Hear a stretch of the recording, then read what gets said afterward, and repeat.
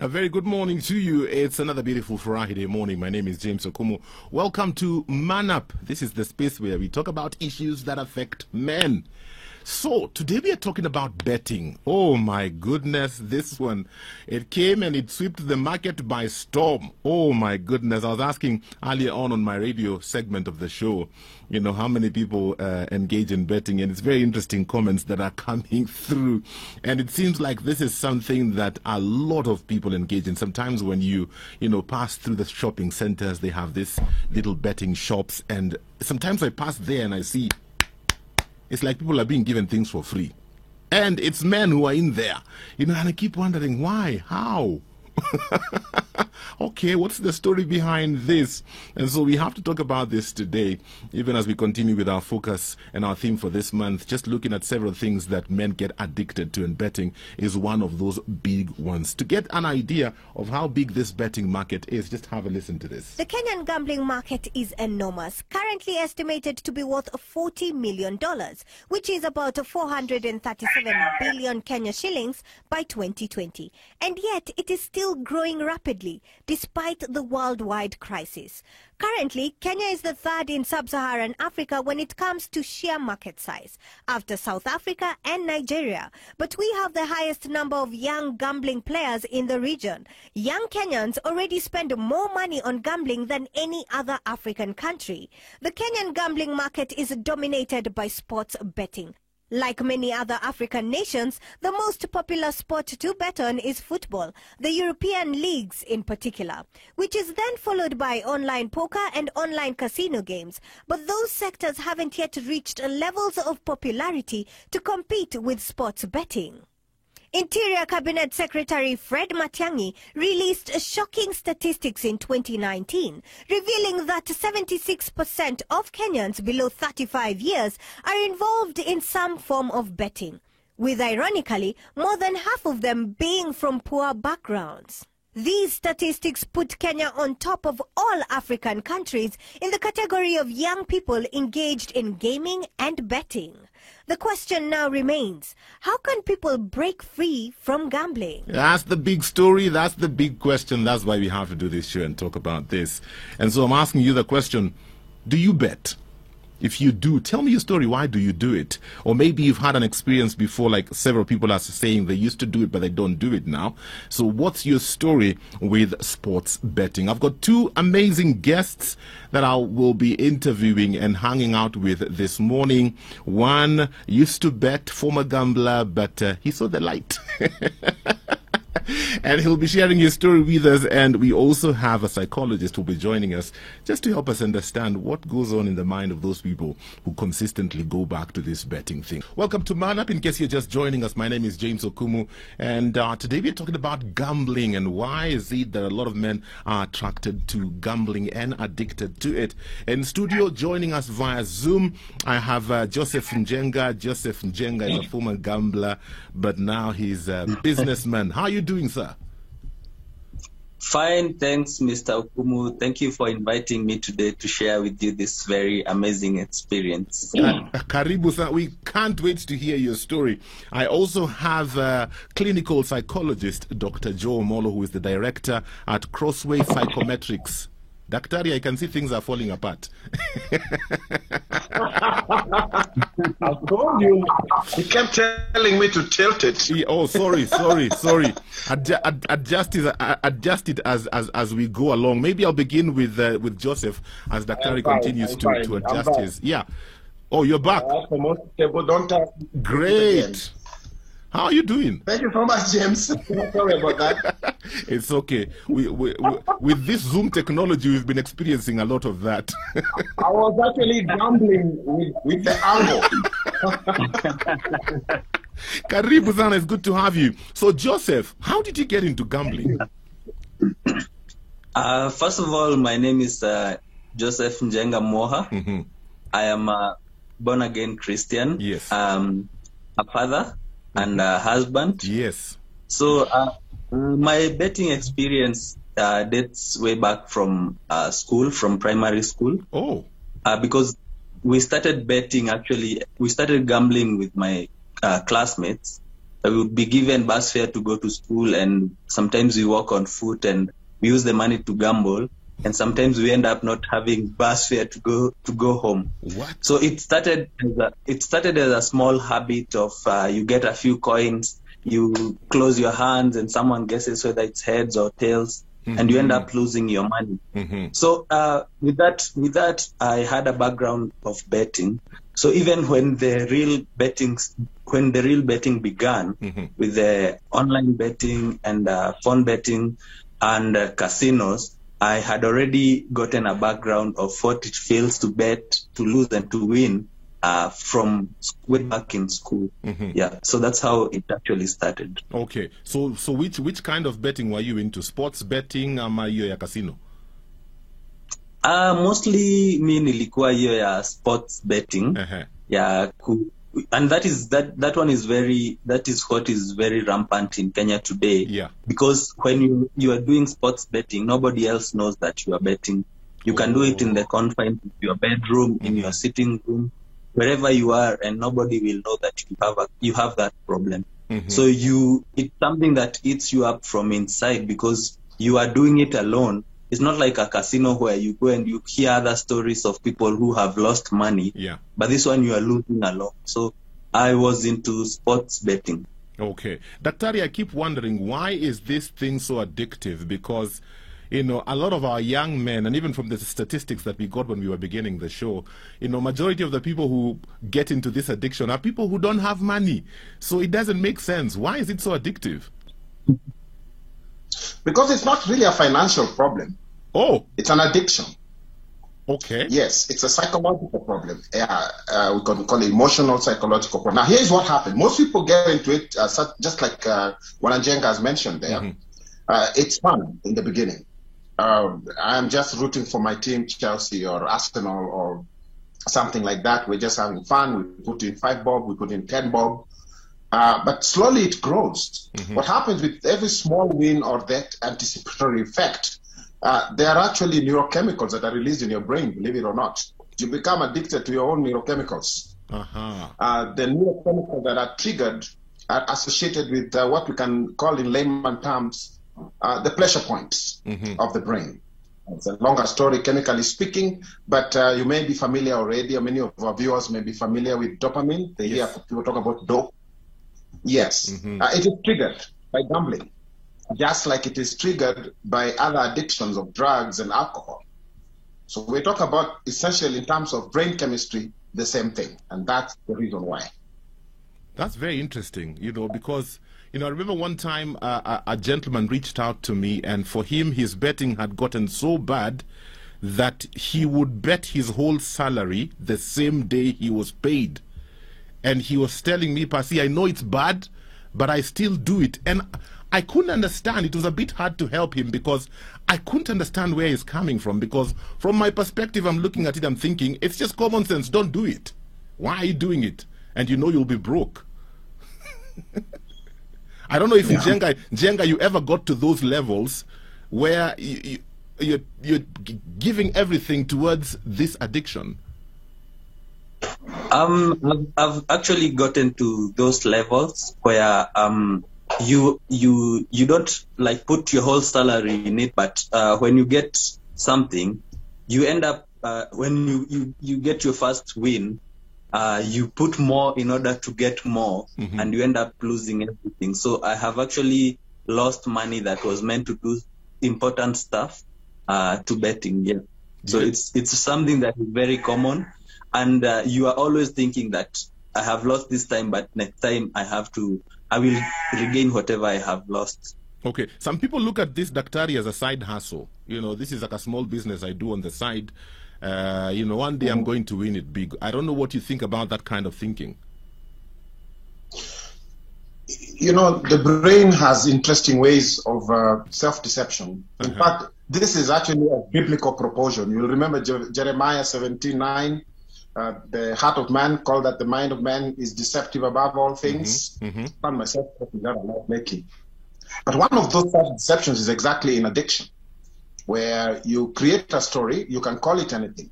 Yes, side hustle, but what it is just a good cover story for a problem that's already set in. Now, On the other hand, there is also a very real case of people driven by actually hope. We might even call it false hope. Yes. And here I'll kind of throw a word of caution. Nothing against people who are driving this gambling companies and sports bettings and whatnot. But how you sell it to the people who are, of course, facing all kind of economic challenges may end up developing some false hope. And that's why gambling of any kind in many countries actually illegal, because there's a lot of vulnerable people out there. You can imagine even now, a country like Kenya, people are suffering. They just need that extra buck. And if you're here promising them hundreds of thousands for doing essentially nothing other than putting in maybe 20 bob or 30 bob or 100 bob, that's what you end up with. They are actually hoping that something will work out. And eventually, it becomes a problem because, like I said, some other things start happening within their psychological makeup in their brains, and before they know it, they become addicted. It becomes too strong that you say they try to stop, they actually have withdrawals. When they lose, they suffer a serious emotional distress, even major depression. My wife was showing me a story this morning of this guy in Kisumu, Kondele, who killed himself just yesterday or the day before. After Barcelona lost. He had actually bet his wife's 15,000 and had borrowed heavily the day before, confident that Barcelona was going to beat PSG. As it turned out, PSG beat Barcelona thoroughly 4-1. The guy hanged himself. So that's kind of devastating results of gambling at present. It is really a very serious problem. Yeah, I'm just wondering for somebody like that's another level altogether. You have, from some of the comments I'm getting this morning, there are people who say, me, I bet, but I have a limit. I only spend 50 bob, or I only spend 200 bob. For somebody to get to a place where they actually take their own life, what kind of level is that? That is still a psychological problem. Like you said, remember, it is progressive. Like all addiction, it is actually a progressive problem or disease. Yeah. It starts slowly. So you can look at it as a spectrum. Like you said, on one hand, there's you and me who might bet occasionally here, okay, my team is Chelsea. Okay, today, we put a bet, you and I, and it's nothing. It's just fun. And after that, we go home and whoever lost, and that's okay. Yeah. Like we do when we're playing pool table and we put in a bet of 100 bob. I'm not addicted to pool. We're just having fun. Yeah. Okay, that's one extreme. But it can go in between there, and then you start getting shades of people who are a little distressed, people who binge. They will do it occasionally, and then it's devastating. And then we have the extreme. Now, those who are kabisa ndani, inside, they are hopelessly, helplessly addicted. They cannot do it. That's all they think about. They're waiting for the next bet. They sit by their radio, their phone, waiting for that call of the win to come. And they keep putting in more money, and they are also driven by, they want to maybe win back what they had lost previously. So there's a lot of driving forces, and it renders the person completely unable to get themselves out. At that point, actually, it has become clinical. Clinical meaning they need an intervention. Okay. Joseph, I'm just wondering, in your season of betting, did you ever win anything? There are occasional wins, but as Dr. said, it is the hope of that you will one day get something that is reasonable that keeps you betting. And to add on what Dr. said, it is also important to note that even the person that is very addicted right now started with the occasional betting of one, two times a day. And now they cannot be able to control themselves. So it is not like you will start from zero and accelerate really quick. It's something that is gradual. It is a process, as Dr. has put it. So even the person that is betting right now, and they are saying that they can be able to control themselves, to answer what you've just said, it is something that it is a psychological problem. So it is something that you might be able to control right now, but as you progress, it might turn out to be a big problem. Okay. Well, shortly, Daktari, I've always wondered, Daktari, maybe you'll answer this in the next short while. I've always wondered when we have winners where these betting competitions are concerned, they always post those pictures with big checks, man. Big checks.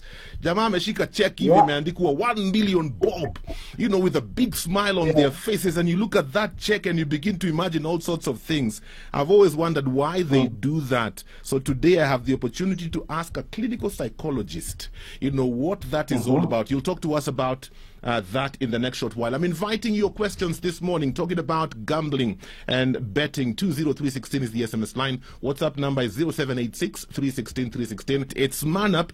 My name is James Okumu. We are talking about betting and why so many men are addicted to it. In studio with us, we are hosting Dr. Joe Omolo. Dr. Joe Omolo is a clinical psychologist. We also have Njenga. Njenga is a businessman, but he was a former bettor. Your SMSs are coming in. Edwin is saying, truly, I'm even tired of Kenya radio stations. Imagine nowadays you can't even listen to radio stations because every time you tune in the gambling too, sijui you send 100, you can win 200,000. Oh my goodness, it's just become too much. And then I have another message here, if I can find it. Here it is. This one is from Caroline. Caroline is saying, I'm wondering if betting is this bad, why does the government allow it? I have a nephew who bet his university fee and lied to his mother up to date. His mother can't see his mother's phone or anybody's phone. Ataichukua aende Mshwari to borrow money so that he can bet. He is living such a miserable life. Wow, that is just sad. So, Daktari, back to you. The whole psychology behind that big check and the big smiles, why do they do that? Well, that's marketing. That's advertisement. That is dangling the big carrot. And that's exactly the problem. That is actually how you're going to attract the unsuspecting young person, young mind, and even older people who are looking for a break, a quick break. You're showing them that it works. You've seen the multi-marketing. We are losing you. Strategies, the networks. Go back again. Where you have the hierarchy and they're pushing people to sell products. We had lost you a bit. Is that on my side? I don't know. Let's keep going. Okay, am I back? Yeah. I'm saying that like the multi-marketing strategies, one of the ways they make people join their staff is there's testimonials, and this guy comes on stage and he has won this much and he's a diamond now, and this guy's a gold, and he was a poor guy and now he's driving a big car. It's the same thing. I mean, now that may be true, but it is not true in terms of mathematically speaking and probability that you're going to be that guy. But so the big check is a guy who won out of 20 million of us who betted today, and of course just telling you that you got your chance. What you don't know is that your odds are 1 out of 20 million. Wow. You think your odds are like 1 out of 20. Yes. And that is not true. So it's actually just deceiving the mind again. Of course, they're doing their thing, they're selling their product, but it's actually the people to be able to be aware of that. And like somebody pointed out in one of those messages, maybe a bit of regulation could be also handy when we're dealing with things like gambling, whose danger need to be appreciated. I mean, this thing is serious. It's actually listed in our big book of psychology and psychiatry as a serious disorder. Yes, gambling is listed. Gambling addiction. It's actually in the psychiatric book, the DSM-5. Wow. I've got my friend Timothy Wauba who's saying, I'm tuned in and thank you for this topic. For me, I was drowning slowly. I could be paid by a client. The next thing I would stop and bet. But that one day I just woke up and deleted all the apps and blocked all the alert texts. It took me 6 months to do that. I'm just wondering, for you, Njenga, at what point did you realize I have a problem? When it started being a health problem, and it started being an emotional problem. What do you mean a health problem? Find that I started getting migraines. You start being sick because you are betting and you're not winning. You are getting into confrontation with people. that you have umewekea pesa yao vizuri. So you end up having so many problems, and you realize that, is this the kind of life that you want to lead? And like I remember, I would be very happy in a day, and all of a sudden, because I'm checking the odds and seeing how the results are going, you get emotional outbursts, and you feel that if I continue doing that, I would get to a point where I would do something very bad, maybe to myself or to those around me. So I reached to that point where I had to say that I have to stop. Wow. Dr. talk to us a bit about these emotional outbursts and how they affect, somebody and maybe their family and those around them. Because you're always high and low, high and low, high and low. How does that affect an individual? Well, like Njenga very well put it, remember that the problem gambling is both a physical and a psychological problem, and it attacks the health of you and those around you. And like you said, you will experience depression, you may experience migraines like you did, distress, even intestinal disorders and other disorders in the body. Oh. But how you relate with other people is also listed as among the major symptoms, because you're a very irritable person when you're anxious. So that's all you're thinking about. Plus, you may spend money that doesn't belong to you. Yes.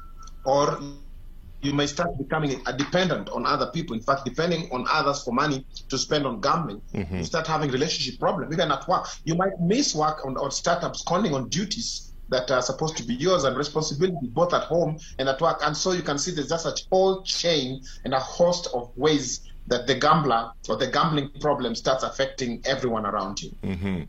I'm wondering, how do we help the young men who are into this addiction? Because anytime I pass through a shopping center and I look into some of these betting shops, it's usually full of young men, young men full of energy who would have been out there doing something with their lives, but they're here, biting their fingers, hoping that today will be that day they will win the jackpot. They go back home disappointed. How do you change somebody like that? I think, James, the problem sometimes is actually bigger. Okay. I think it is true that we have become a nation of gamblers. Okay, we are a gambling nation. We gamble in our politics. We gamble in what we do. Long gone are the days of putting in an honest day's work to make a living. If I'm being told there's a shortcut way, become a tenderpreneur or something and become an instant millionaire. That's why they're stealing everywhere. So the bigger context is that we are that nation. And so from a national perspective, I am an advocate of, can we think about our ways from a policy level and began through our education system and other systems through the church to start instilling the values we lost, the values of honesty, integrity, and work, especially work ethic, knowing that nothing comes easy. Easy is disease, and that's what we are. So in terms of that young man sitting at the shop, now that's the immediate problem. Really what we can do is to intervene, have in place some intervention strategy. It's not different than what we're doing. I run a rehab and there are many other rehab, but I will be the first one to tell you that is not the solution to our addiction problem in this country. Our solution is to go back to the primary school. Remember, like Njenga said, that is true. He started it in primary school. How did we let our primary school child start getting into gambling? That's the problem. We should have prepared and cultivated in Njenga, go to school, study, work hard, and prepare. So it's a complex of things. But the intervention, nonetheless, can also help those individuals who are ready and need help immediately. But it's not going to be adequate in itself to solve the problem. The roots must be attacked, and the society must begin to rethink about its values. We cannot just be driven by greed, false hope, and especially here the greed of a few, which also become the greed of many, and the fallacy of instant wealth. I like what you're saying. On matters intervention, Dr. I'm wondering, because I've always heard that, even if you conduct an intervention, if the person does not own the problem, if the person is not at the place where they have recognized they have a problem and they know they need help and they're seeking help, it really won't help them. Does that also apply to matters gambling? Yes. like all other addiction, in fact, when we're dealing with gambling addicts, essentially we are dealing with them just like we deal with drug addicts. That's a funny thing, James. Yeah. It's almost the same thing you're doing, though this person is dealing with gambling. And so, yes, acceptance, which in one of the methods we use, the 12-step program, which has also been used for gambling addiction, it's acceptance. It's admitting that I have a problem, that against this problem I am powerless, and my life has become unmanageable. That is step one. And it's a very spiritual program as well, because it also talks about the insanity needing God or a higher power to help. It needs a system of support around you. So yes, it helps if the person is willing, because if the person has not admitted and accepted that they have a problem, then it can be pushed on that, but the outcomes are unlikely to be as successful as a person who has actually reached that acknowledgement that they have a problem and they are reaching out to get help. And so yes, intervention should be there and ready to get these people, because there's lots of people, hundreds of thousands out there like Njenga, who are already in distress, who are suffering and who need help, and sometimes they just don't know where to go and who to talk to. And of course they're also embarrassed to talk to their close people. It's already caused so many problems. Then so that kind of word needs to get out there so that they know that help is available. Okay, Njenga, I'm just wondering, when you were going through this, were you already married? If you were, how was this affecting your family? By that time I was not married, but I was in a relationship. So I got to a point where I thought maybe I might not even be able to get married if I continue with this kind of behavior. And as Daktari has said, it is something that you have to be willing to stop. Because if you don't, because like me, there are so many times that I tried leaving and stopping, but I ended up relapsing. So you try a few days, but because you don't have accountability partners, you end up going to the same problem. So it affected my relationship because by that time I was not married. So how eventually did you overcome it? Did you need the help of somebody else to walk with you, or were you able to walk away on your own? I was able to walk out on my own, but with the help of someone who I was accountable to. Someone who would ask me, how are you faring? Have you stopped? Have you without being judgmental? And they held my hand in a way, and I was able to overcome it. Great. Okay, Daktari, shortly we'll talk about, I one time I was talking to a group of young people about this whole betting thing. And for them, they said it's just like any other investment. In investments, you have risks. You weigh your risks. So even us, when we bet, we weigh our risks. And so for us, it's an investment. It's not a bad thing.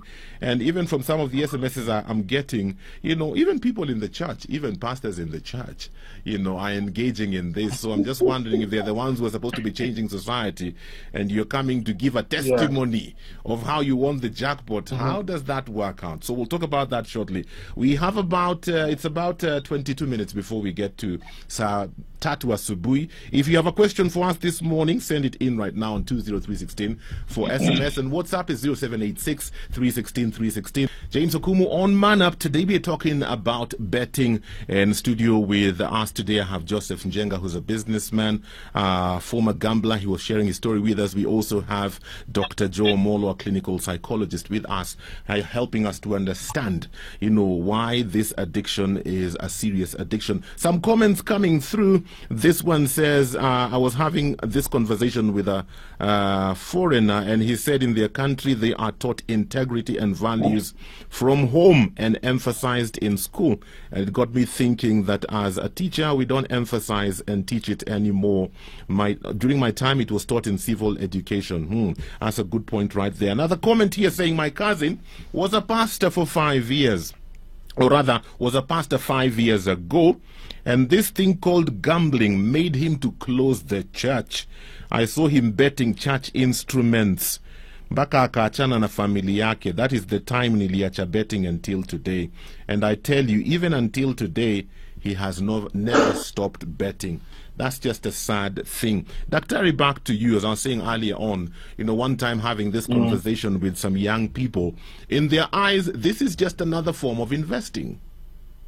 How do you convince them it's not? Because they tell you, even in investing out there, whether I'm investing in stocks and shares, there are advantages, disadvantages. You win some, you lose some. So this is a quicker way to invest. How do you help somebody with that kind of thinking? It can be said, yes, that at least at some point, there are those who are gambling as a way of investing. You put in some money and then you play your bets and your odds. Like in soccer, there's statistics. You can bet that maybe this team has this odds against this team and so on and so on and so forth. And you gamble. I mean, we do a bit of that in investment, money markets and putting in and speculation on where your money is going to go and all that. So I totally understand where they're coming from in that sense. But here's the case. The problem is that no one can predict who will develop an addiction to gambling. Like I said before, it's a spectrum, ranging from abstinence to just recreational to even that kind of investment thinking guy, all the way to problem gambling. Yeah. We're just saying that even that investment is likely that for you it is just a stage. For now, it feels like you're an investor. But it's gradually going to get to the level of the stories we're hearing. We've heard of that person. And no one here really is an exception. I mean, many people who develop gambling addiction are actually people we'd consider decent people, good people, dependable. The pastors, the accountant, the doctors. No one is exempt. See, so yes, it starts there and then something tilts over and it could even be genetic. That's also a factor I need to consider. There's the whole thing about if you've had another addiction, then you are more predisposed to develop the addiction than others. So for these young people, you should know that self-awareness is important, and we cannot sell that universal to everybody. This is a deadly problem, and it can affect anyone. And if you're looking for investment, then you're better off looking for other ways of investment than this. Besides, it is not an investment that has a very good track record in terms of the odds. There are huge odds stacked against you, not just economically, but also emotionally, spiritually, socially, and pretty much all around. I like what you're saying, Dr. because I remember a friend of mine who is an investor actually was telling me that when this sports betting market was opening up in the country, he was invited to a meeting, when they were just trying to set up all the systems and all. And he was telling me, as a Christian, he could not get into that business because the odds were unbelievably evil. For so much, they only give out this bit.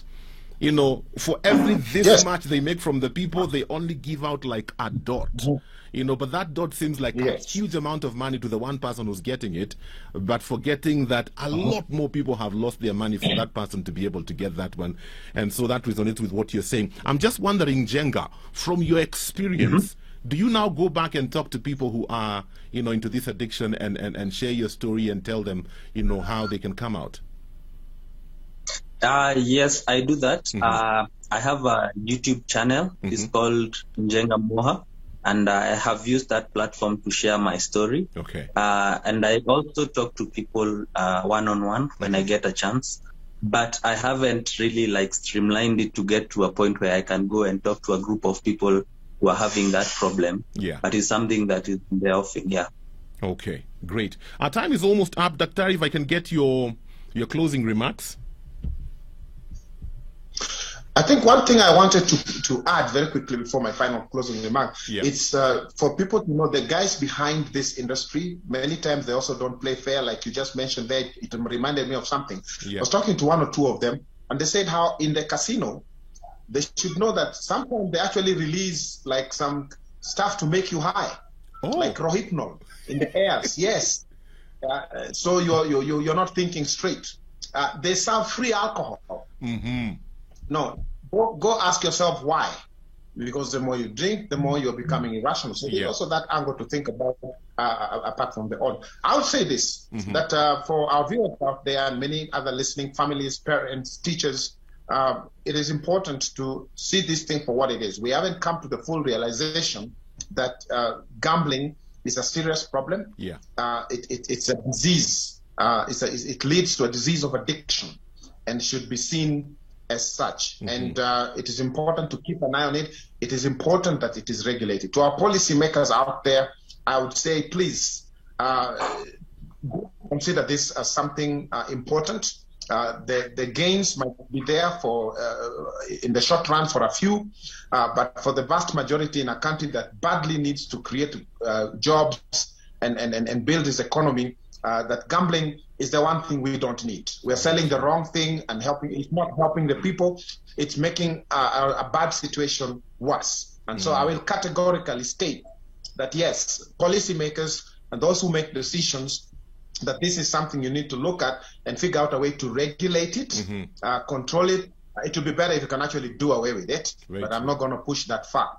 Just regulate it, and at the same time also find means to empower our people right from childhood against things like gambling and shortcuts to health, and to instill the discipline of work and work ethic and a good day's work, because it has so many emotional and social and intellectual rewards that you've worked hard, you've made your money, even if it's a little day by day. That's what good living is all about. Very true. And it's not about the end justifying the means. It's that the means is important, because the means is where life happens. And so be encouraged, and to encourage our young people that that's actually the way to go about it. Let's enjoy soccer. Let's enjoy all these things. And let's return it to what it was. Just a lot of fun and entertainment. Very true. Dr. Thank you so much. And Njenga, thank you for sharing your story with us. I believe somebody has heard your story and they're thinking twice about it. I love what you've said, Dr. Let's just enjoy, this soccer and not make much out of it. I mean, why kill yourself because of something like that? Well, our time is up for today. Thank you so much, gentlemen, for being a part of the show. Truly appreciate it. Right now, we want to get into food for thought with Professor Ndetey. Remember, every Friday, as we finish off Man Up, we have a segment where we talk to Professor Ndetey on matters mental health, and we began a series on post-traumatic stress disorder, and we are going back to that. So let's listen in and have a great weekend. Food for Thought with Professor David Ndetey. It's another beautiful Friday morning. Karibu sana. It is Food for Thought with Professor Ndetey. Over the last couple of weeks, we have been doing a series talking about post-traumatic stress disorder, and the information has been very enriching. Professor got to talk to, we just had a discussion with Professor about his experiences, when he had gone to Rwanda, and some of the things he said were very, very informative. Let's go back to that conversation and pick it up from where we left off. I'm wondering, Professor, because you have some professions and some jobs that are, that deal with I'm thinking about maybe doctors or even policemen, where you deal with people who are injured, where you go to accident scenes. I'm wondering, are this kind of people prone to this disorder? Absolutely. I remember. This thing started with these American soldiers. Who we are seeing who are being attacked, and maybe they almost missed dying, or they were seeing their own colleagues dying. And you remember I also said this person could possibly have experienced a threat to the physical integrity of others. So when you talk about the police and even our soldiers, other people who have to do with all kinds of things, you are spot on. Yes, they can experience these things. Wow. So what does that tell us about the human mind then? Is it that the way we have been put together, we cannot deal with such kind of situations and scenarios? No, it's not like that. Listen, let me give myself as an example. I like giving myself an example.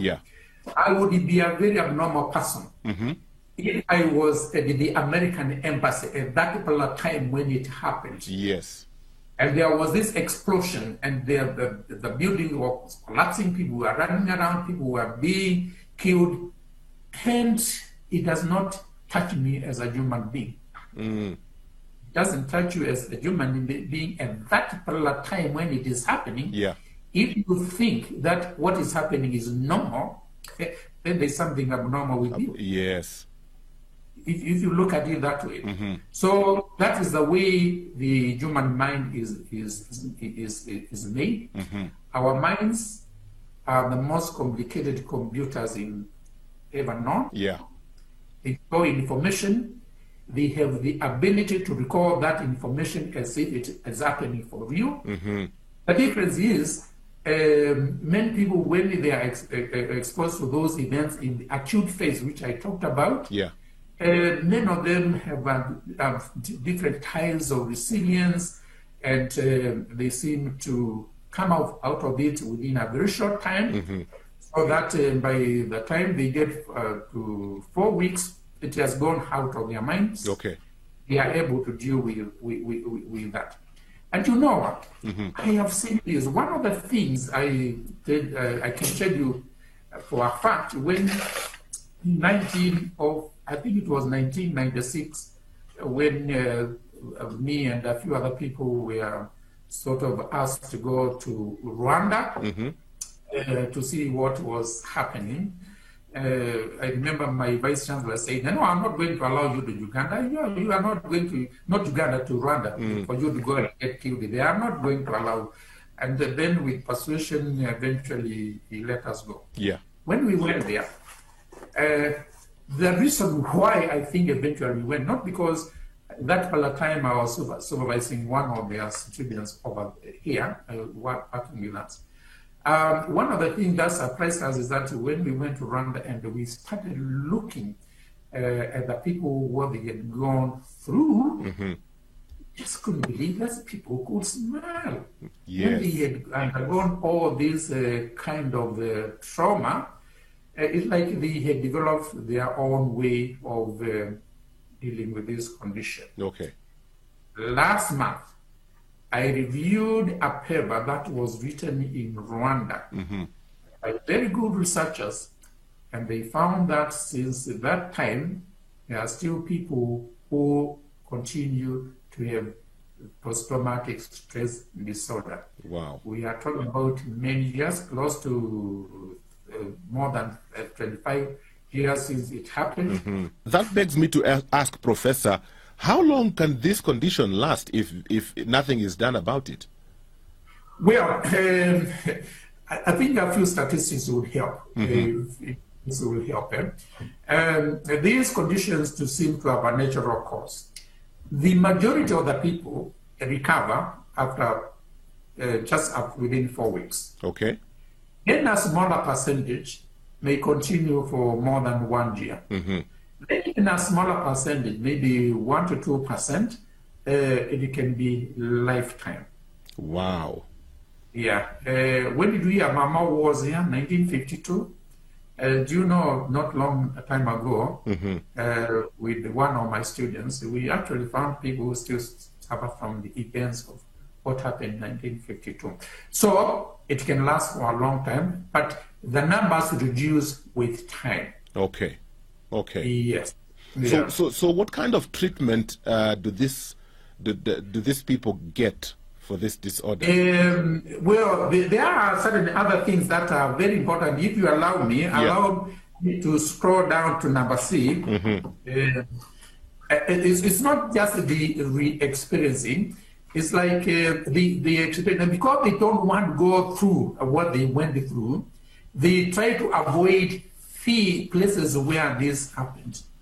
Did you know there are people who will not go to the site where American embassy was? It's good that they pulled it down because they associated with that. And every time they go there, feel like it is happening. So they tend to avoid all those places. And I have listed for you, people can read for themselves how they try to avoid those experiences, going back to those places that started it all. Now, if you look at the number B, which is what is most important, even for people to know what is happening, You see, they have had what we call psychiatric conditions. Difficulties falling asleep, irritability, outbursts of anger, difficult to concentrate, and like they are always on the edge, and they have what we know as status response. There are many other things that are not included here. Like we know for sure that people who have suffering from post-traumatic stress disorder, they also tend to develop other physical conditions because they are chronically stressed.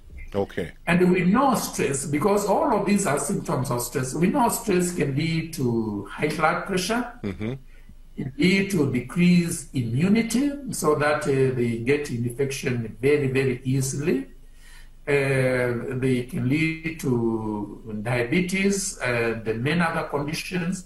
So people who suffer from this condition, they tend to make use of health services more often than other people who do not have this condition, because they tend to get both physical and the psychological complication for which they go to see doctors. So yes, these other conditions are very important. And so we actually start from D when we see some of these symptoms that we see. When you take the history, when you give people time to talk about what they went through, you want to know whether they have those persistent symptoms, because that may be the entrance into this. And if people are not sleeping well, surely they can sleep well. If they are irritable and they are very depressed, surely we can treat that depression. If they are not eating well, or if they are suicidal, suicidality is higher in the people who have been subjected to PTSD. You can continue to treat these conditions. Then, of course, you do psychological intervention. For example, what I mean by this is that if the event occurred, you cannot erase it from the fact that it actually occurred.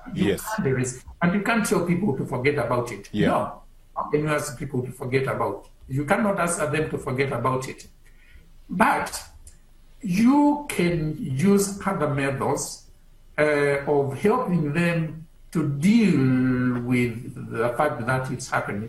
This is something that we talked a little bit earlier on, and we call it cognitive behavioral therapy. In very simple language, you accept the fact that this thing happened, how to deal with this condition, how what is the positive way of seeing these things, how can you how can you slowly get exposed, or go back to, say, the American side, see that it is different, you go there repeatedly, of course, with somebody who is helping you, telling you, you see, it's normal, you can come and it doesn't happen, it's not going to happen. These are parts of cognitive behavior. In other words, you change the way the person thinks.